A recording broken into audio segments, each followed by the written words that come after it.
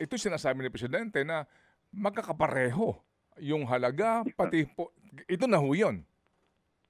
Yeah, almost the same. Yes po. Oh. So ito sinasabi po ni Presidente na imposible ito, 'di ba? Hindi ganito, hindi dapat nangyayari ito. Ito na yung bunga ng lump sum appropriation. Yeah, yung hindi lump sum appropriation, it's lump sum allocation. I'm sorry. Lump sum allocation, ito na po iyon.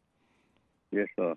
Na ang Yan yung lump sum allocation kasi. Opo. Na ang may gawa ay Well, it's actually these are mostly these are the yung mga new items in the General Appropriations Act.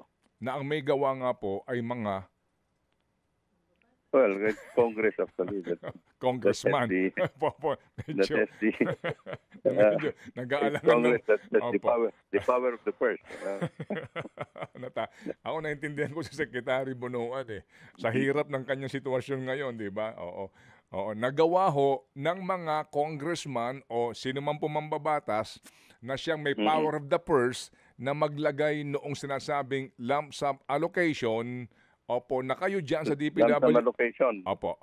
Na wala kayong kaalam-alam, kaya ngayon, obligado kayo na gumawa ng program of work para doon nang hindi nyo man lang lubos na napag-aaralan.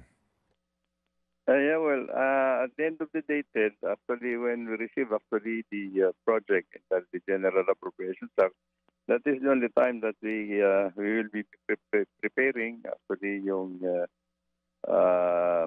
engineering studies and preparation of the program of work. But we have to do it quickly kasi we have only from the time that it will be released, the funds will be released to us, we have a time frame actually to implement the project naman.